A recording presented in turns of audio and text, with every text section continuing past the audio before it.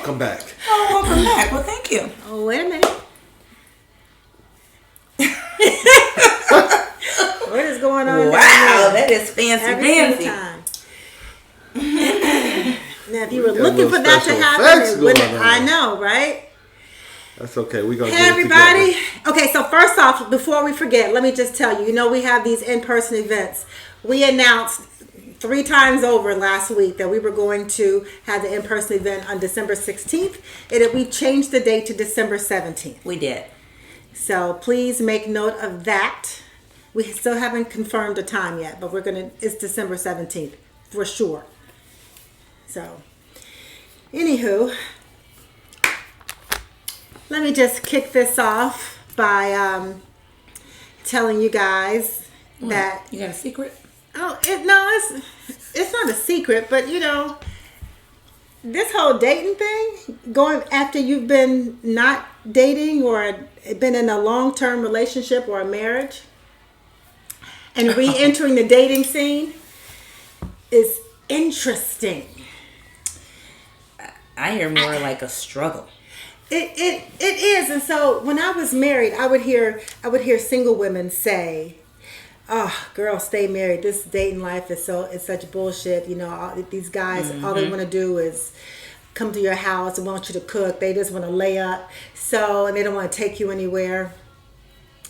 So I've been very reluctant to be on the dating scene. So it's a Chicago, and I always use the word that incestuous for the dating scene in Chicago, because I feel like it's no degrees of separation, And we're older.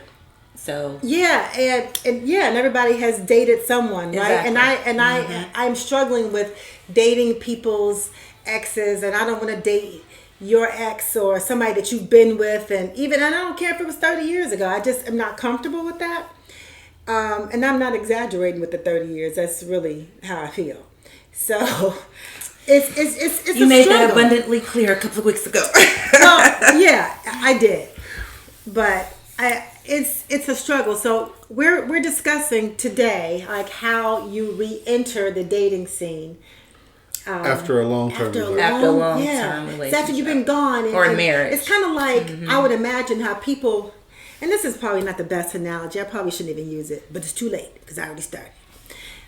Like being in jail, like the movie Life, when Eddie Murphy and Martin, when they got out and everything was different, and they were like, "Oh my God," well, people walking around with cell phones, like, where's the telephone booth? yeah, that's how I feel. Like it's just it's different. Like I don't. It's different.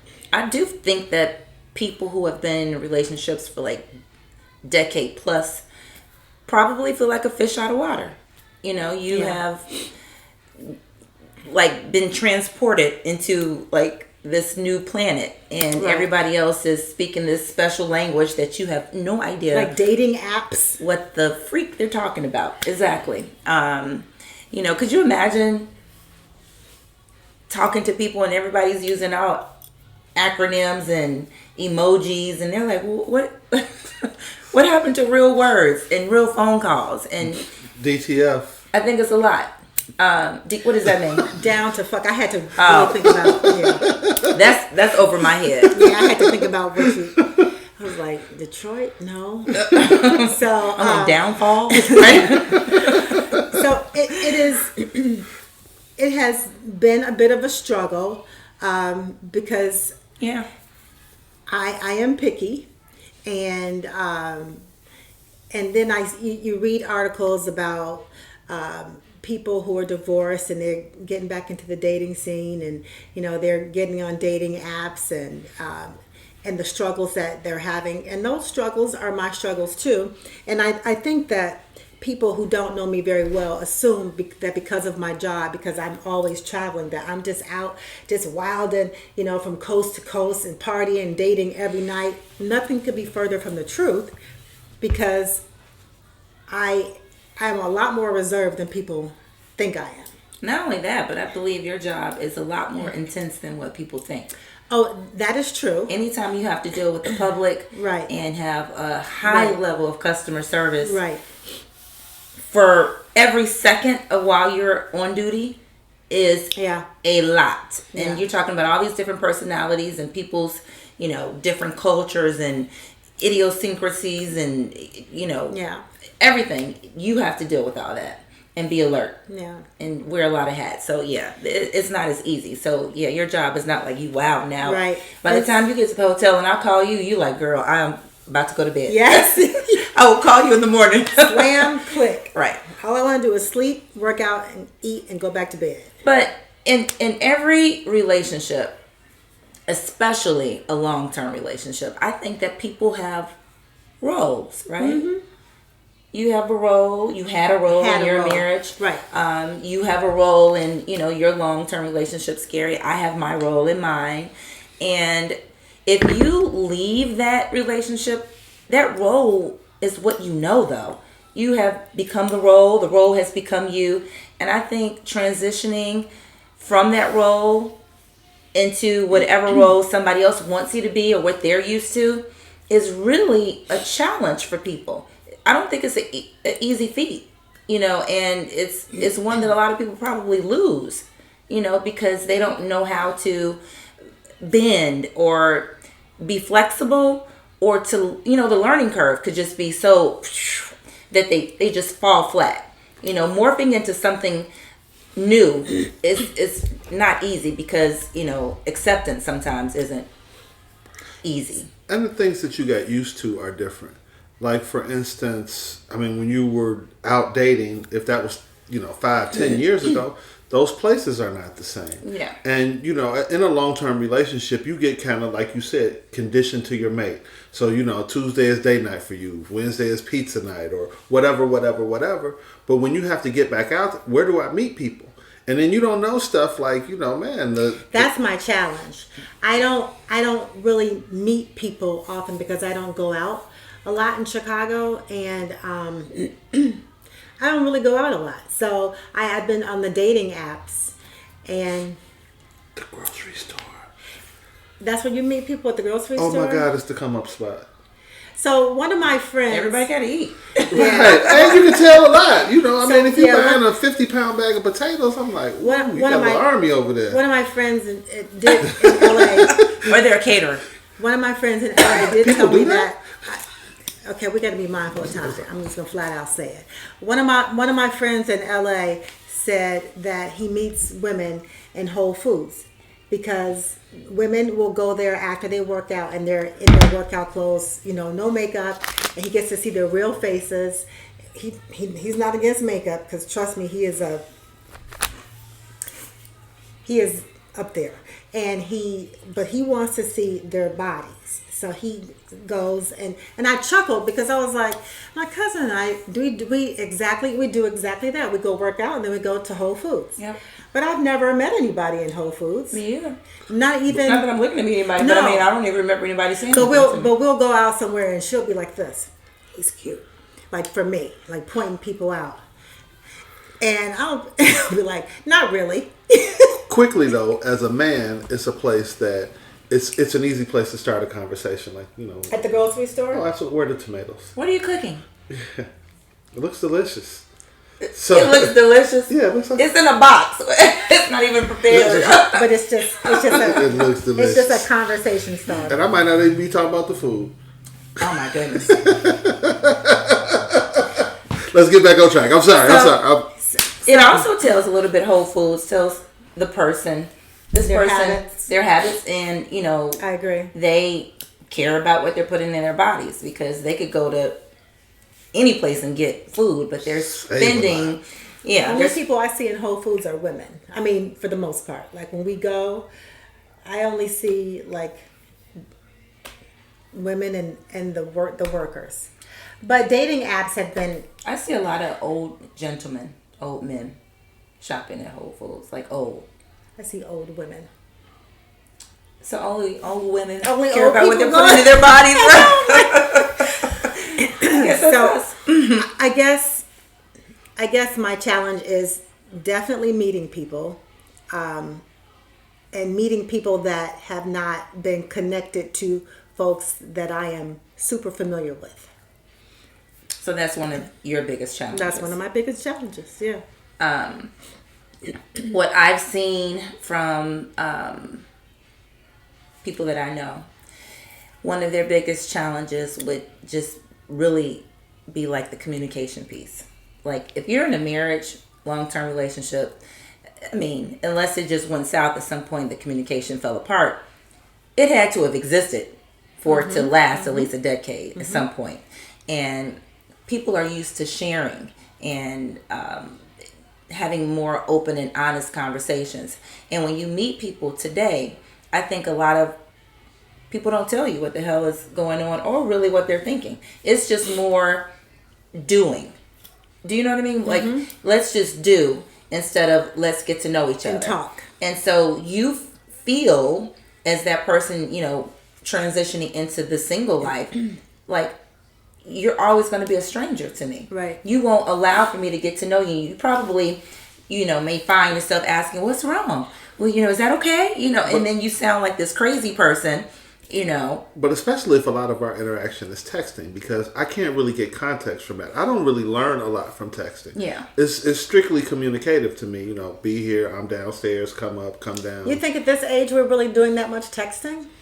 I'm out here dating, and I I have some people that are texters. I mean, instead of talking, I mean, both, yes, they'll go hand in hand. But I think after a while, a conversation needs to be had, and more conversations than text. It should be. It should be. I'm not a pen pal. It If should be. if I find that you're texting, you're over, because I mean, seriously, I had one person who was trying to date me, but he would only text and only inbox me. I'm not a pen pal. I had to tell him, and so after a while, I just kind of like stopped responding to everything. I think that's his point, though. Yeah. That, Well, Right, and we can't get to, you know, hopefully it does get to the stage that we do talk and we converse. But sometimes, you know, that the first, you know, 12 or 13 interactions are via text. And it's hard for me to get to know you. It's hard for me to ask you the Chicago question. Where'd you go to high school? sadly, so why would you not, as a man, make a phone call? Why would it be like the first? Oh, I've been 13 put on calls? phone probation. Like, I don't text. You know, I don't talk on the phone. You know, Really? text me. that's Yeah. what he's saying. He's agreeing with you. Like, No. it's a problem for him that people won't Yes. talk. He's like, but the new age, the new dating, you know, people want to interact on this keyboard exchange, which is hard for us. But I will say this. Look at her face. As crazy as it is for the three of us sitting right here, there are people our age that have adapted and adapted to this new way of life, and they are comfortable hiding behind the keyboard now. You would think it would be difficult for everybody, but a lot of people are like, this is That doesn't perfect. work This for is me. all I want. That doesn't work for me. It doesn't work for me either. And a lot of times, Can't hear you laugh. and if you're texting me, I may not be able to respond to you right away.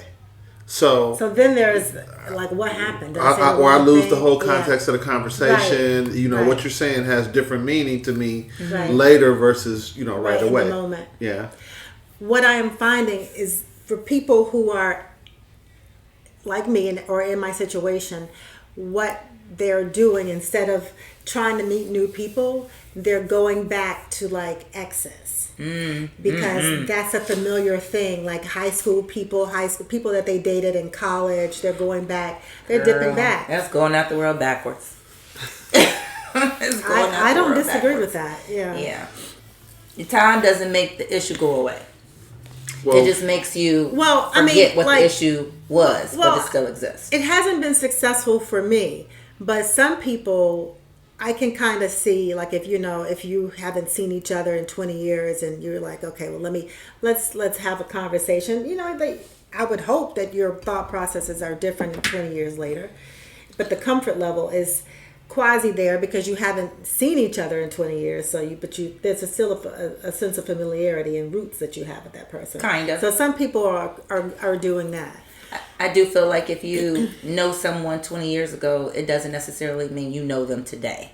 It just means That's that why I you, said quasi, right, yeah. you knew Knew them. them. Yeah, You knew there's- them. there's a sense but of 20 years familiarity, yeah. of experiences Yeah. between the two, somebody could be a mass murderer by the time you get them back. But the bottom line for me is, if you moved away and we lost touch, you know what I mean, and our breakup was just something like that, it was just like crazy distance, and that financially we couldn't work it out, then yeah. But if you were some narcissist 20 years ago, I would not expect for you to be anything different. No. Just an older narcissist. I totally agree with that. Yeah. But narcissistic behavior does not improve. I get a lot of people that are back into the dating game via divorce, breakup, whatever you want to call it. And we didn't necessarily date. We were cool. And they're like, well, I'm out here. Are you available? What's going on? Let's try to put the family together. Yeah. So, that's a lot of, there is a lot of that rebound part of it where it comes at you, and it comes at you fast because you're like, it was so great to see you at the picnic. Oh, what? Really? Yeah. I never knew. That sounds romantic. / kinky. Like when people are married and they try and give it another go, mm-hmm. I always feel like, oh yeah, they're trying to get back together. I'm rooting for them. And then you aren't really thinking about, for a marriage to end, it had to be some real stuff for you to say, these vows have now, in my heart, dissipated and evaporated. You know what I mean? So you aren't really thinking about perhaps the negative and the turmoil that somebody went through, and I guess I'm just a romantic at heart, but I'm like, oh yeah, they're getting back together. Yeah, that ring doorbell. But it may not just be the easiest thing, even for the long-term people to get back together, but they often do, because single life is difficult on both sides, for the man and the woman. Mm-hmm. And that's the other part, people. Is it difficult for men? Yeah, absolutely. How's it difficult for? Because when you, as a man, coming out of a long-term relationship, you were in a situation that should have been pretty good for you, and then you get back in, and you don't really know all of the rules of engagement, and you have to put it out there. You have to, clearly, hey, Miss Lady is not working anymore. Hey, Miss Lady. Hey, Miss Lady. And let me tell you, it never works. Telling women to smile. Smile. That's. Just let you want to fight me about that. I sure did. But so it's very difficult in that sense, and depending on how you left your relationship. If you felt like you didn't get everything that you deserved, then you're kind of like trying to get back out there, trying to get back on the horse. But you also, on some level, probably want to get back with that person, and that's tough because then I'm not being fair to the person that I'm dating. But sometimes it's like the lesser of the two evils. Sometimes, like you said, you don't know the rules of engagement. Coming into something new, something fresh, leaving this long term. And you may not like the new rules. You may feel like I'm very uncomfortable in this situation. I'm uncomfortable with you asking me to do these things. I'm uncomfortable of what the expectations are for me to be with you. I'm uncomfortable in your home. I'm just uncomfortable. So you're like, you know what? Maybe, hey, Miss Lady wasn't so bad. You know what I mean? Or good morning, beautiful. Good morning, smile. Everything except smile. Everything except smile. Smile is out of the repertoire. So you go back to what you know. Let me tell you what I do know. What I do know that is when you're coming out of a long-term relationship or long-term marriage, and whatever long-term means to you, and you want to start dating again, I think you need to heal from the relationship that you just left, because there's too many people out here who haven't healed, who are carrying this emotional baggage. And I know we all have baggage, we just carry it differently. But there's too many people out here dating who are still hung up on their exes. Yeah. And so then the relationship that the new relationship does not have a snowball's chance in hell of surviving, because this person is still hung up on their ex. So the healing has to take place. And I know some people just jump into what feels good physically. Mm-hmm. And they start having sex really fast with people.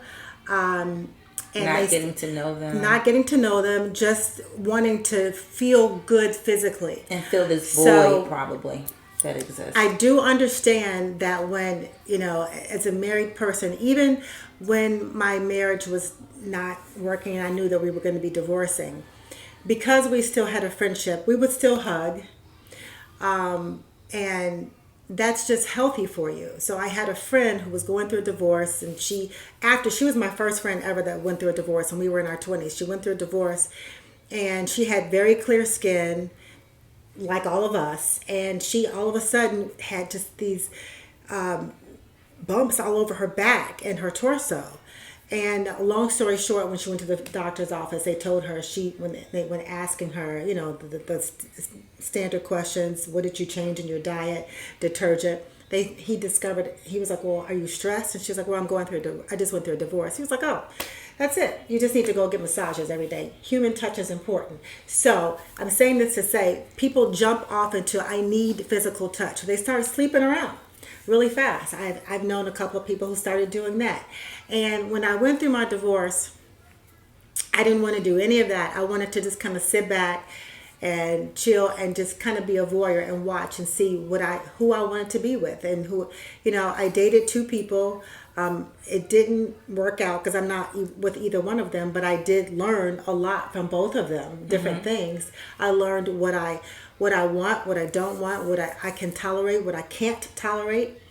I learned about ghosting because one of them was a big time ghoster. I had never been with the person who did that. I just thought it was I thought it was very immature and cruel. And so I learned a whole lot about different types of people because I only been with this, with my ex-husband I was married 28 years and we dated 5 years before that. So I was like, well, damn, so I learned about different types of people. And, you hear about men only wanting younger women, but I've been out here and I've been meeting people, and when I hear how you guys think about certain things, it's interesting. It's not a bad thing. People have preferences, and I just listen, and so, which is why we have these good talks. But you mentioned something really, really important: healing from that long-term relationship. Yeah. Because what I have seen, and it saddens me a lot of times when I'm talking to people about this, they leave a relationship that ended tumultuously, horribly, and let's just say cheating. Let's say their spouse cheated on them, and they are feeling this void. Like you said, they just jump into it, and before you know it, they are becoming the person and doing the things that they hate most, the things that happened to them. So if you were the person who was cheated on, because you were like, oh my God, who would do this? I'm a married woman. This woman did this to my family. But yet, now that you're newly single, you're sleeping with someone who's involved or married or something. So it's just like, how does that pain just flip inside out so quickly? And I don't know if it's just because they haven't healed. It is. And they haven't been healed. People. Yeah. And the desire to feel like they want to be touched, they want to hug. It's strong. And desperate. Because the pickings may be few, and they're like, well, he's giving me attention, so I'm gonna just jump right there. Right. And I think that does come from a place of pain and hurt, and probably not a whole bunch of self-esteem, not a high level of it. Well, I've seen people have their self-esteem destroyed. I mean, they were with somebody, they gave it their all, and that person kind of did them any kind of way. Yeah.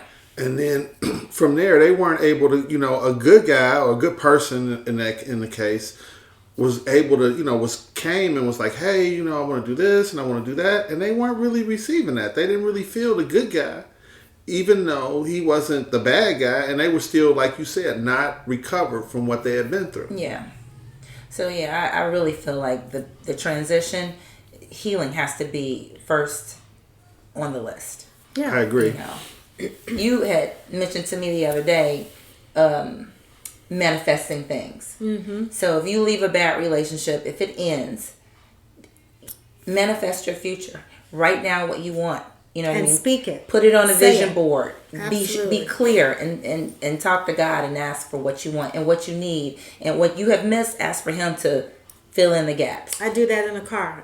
When I'm driving to work, I will turn off the music sometimes and speak into existence what I want in the form of not this is what I'm going to have. I already have it. So bless you.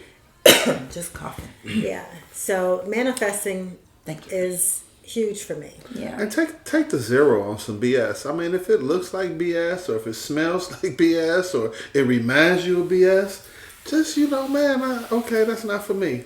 I'll Use take your the zero. discernment. That's right. It's okay to walk away, and it's okay to say no. And contrary to what people are always saying, there are lots of people out here. You just have to work hard to find the good ones. Because game exists. Totally agree. Yeah. Well, thank you. Thank you for attending our TED Talk. Conversations Overheard. We'll be back next Tuesday. And You guys like, subscribe, share, leave some comments. If we missed something, if you had an experience we didn't think about, or it's not, something that we know about, tell us so we can talk about it more. The conversation can go on and we can revisit it. I think we have some exceptional listeners, and we should require more of them. Each one of them should be able to get us 5 to 10 followers. I'm just serious. Just giving you all a homework assignment, apparently. Hey, you got 5 or 10 people that could benefit from this? Come on, give it so to if you us. haven't That's already true. subscribed to our YouTube channel, please do so now and share it with your friends. And follow us on our Instagram page, Conversations Overheard Webcast on IG. And of course, our long-time standing Facebook page, Conversations Overheard. But certainly subscribe to the YouTube channel. December 17th, we will see you in Chicago, in the Chicagoland area if you're here. And thanks for tuning in. The Good flyer night. will be out later this week with all the details. Thank you guys. We appreciate you. Good night. Talk Night-night. to ya.